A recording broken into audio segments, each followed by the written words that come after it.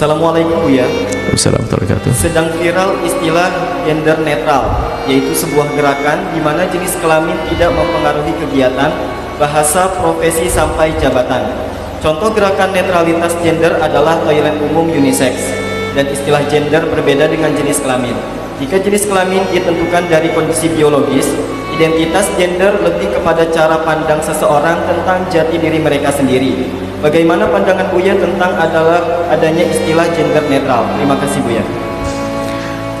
Kita harus tahu maksud sejati, maksud yang sesungguhnya dari istilah itu dihembuskan, istilah tersebut diangkat. Kalau istilah gender netral atau netralisme gender atau apa ya, jika maksudnya adalah dalam urusan profesi dan sebagainya, hendaknya kita tidak membeda-bedakan. Kalau itu saya nggak usah pusing, dalam Islam pun juga sama, sudah jelas Islam aja. Bahkan Islam itu memang nggak perlu emansipasi. Emansipasi itu nggak berlaku dalam Islam. Makanya aneh orang Islam pakai istilah emansipasi, termasuk menetralkan gender ini nggak perlu dalam Islam. Semua sudah ditempatkan di tempatnya.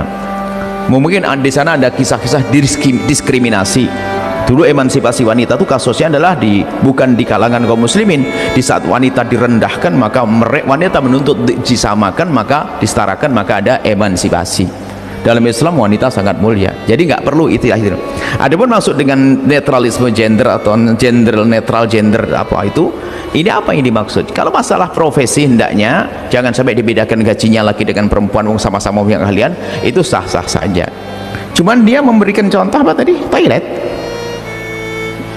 Jadi gini loh ya, setiap orang punya kebiasaan itu adalah kebiasaan yang dikembali kepada tradisi masyarakat tersebut atau ada urusan agamanya. Jangan dicampur adukkan. Kalau Anda masuk kampungnya seseorang, di sana ada kebiasaan, harus Anda ngikut dong.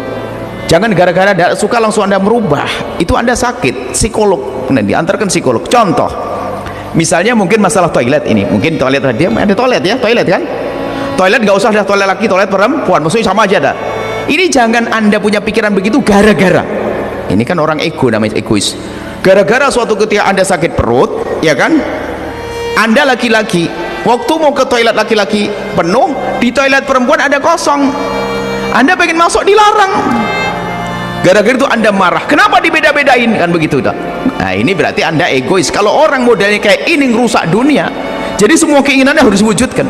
Adanya toilet laki perempuan demi kenyamanan perempuan, demi kenyamanan laki-laki. Perempuan lebih nyaman dengan itu semuanya, dan mereka senang. Jangan ngikuti orang yang sakit ini dong. Ini kan orang mentalnya sakit, gara-gara dia ke toilet nggak boleh, dia laki-laki ke toilet perempuan nggak boleh, langsung marah. Kenapa pakai beda-bedain? Wah, ini menurut apa tadi? Pengen netralkan gender nih, aneh-aneh. Atau kita masuk ke satu kampung, ada tradisi, ada satu keraton, kalau kita masuk ke sana pakai kopiah, dikasih apa? Kayak penutup kepala, tradisi mereka. Tradisi mereka nggak ada hubungan dengan agama. Loh, kalau Anda tidak mau dikitukan, jangan masuk dong, nggak usah marah-marah. Apa-apaan itu? Ngatur kepala saya. Loh, Anda ini sakit. Semua orang ada punya kebiasaan, tradisi, apalagi urusan agama.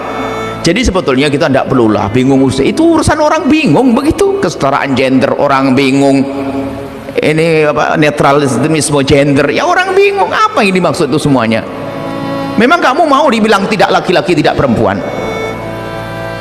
Ya nggak bisa dong. Kalau ada saudara-saudara kita punya masalah khuntha, misalnya ada masalah dia laki-laki punya sifat keperempuan-perempuanan, dia adalah punya masalah yang harus kita tolong bersama untuk dia menentukan jati dirinya dengan proses dibantu oleh pakar-pakar ahlinya, psikolog dan sebagainya.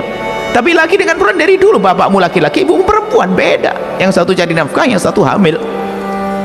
Sudah ada usaha aneh-aneh. Jadi kita tidak gampang terpesona dengan model-model begitu, dan jangan dibahas.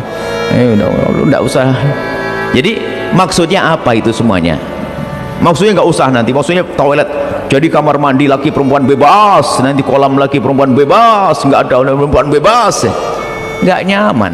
Jadi kayak binatang nanti. Bukan di kalangan orang beriman, orang Islam saja. Di negeri yang katanya tidak kenal Allah, coba mau ndak kira-kira kalau satu negeri dikomandoi, di sini nggak usah pakai baju semuanya, langsung rendah negeri itu. biarpun katanya ada yang buka aurat dan sebagainya, masih punya sopan santun loh mereka, masih punya sopan santun. Bukan berarti langsung blak, wah ini negeri bebas baju, negeri bebas ini, nggak ada. Semua ada aturan-aturan yang sesuai dengan kebiasaan. Kebiasaan itu kembali kepada kebiasaan tradisi di masyarakatnya atau agama yang diyakininya, itu sah-sah saja kok. Ini merusak model-model begitu, nanti pada akhirnya merusak. Jika seorang muslim pakai kopiah nggak boleh, orang Yahudi pakai apa itu nggak boleh, orang Nasrani pakai salib nggak boleh. Ada ini ente ini merusak kebersamaan. Maunya sama aja deh, bebas. Lagi perempuan sebenarnya dia adalah orang punya masalah psikologinya, yaitu tadi ke toilet nggak boleh, akhirnya dia menyamakan. Kenapa dia beda-bedain begitu loh. Ini orang yang perlu diterapi lah, semoga Allah. Ini nggak perlulah kita aneh-aneh semacam itu. Anda sebagai wanita punya ciri khas kewanitaan.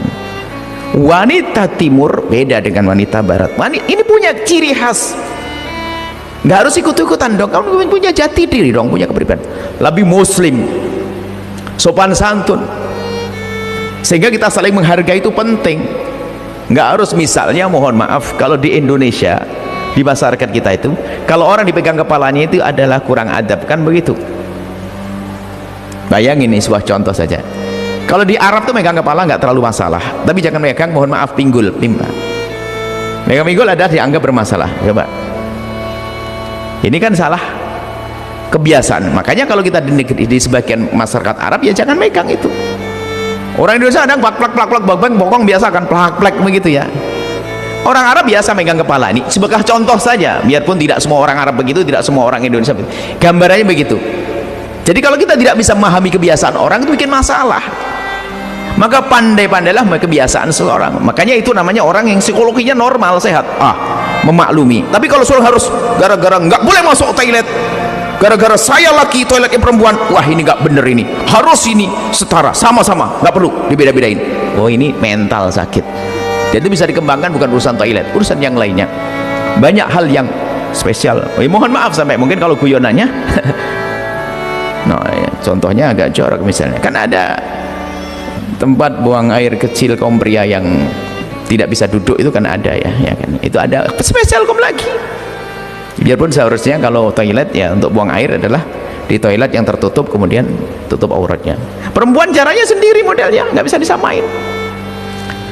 Intinya hal-hal semacam itu kalau dikembangkan nanti akan meruntuhkan rambu-rambu, termasuk rambu-rambu tradisi dan rambu-rambu agama.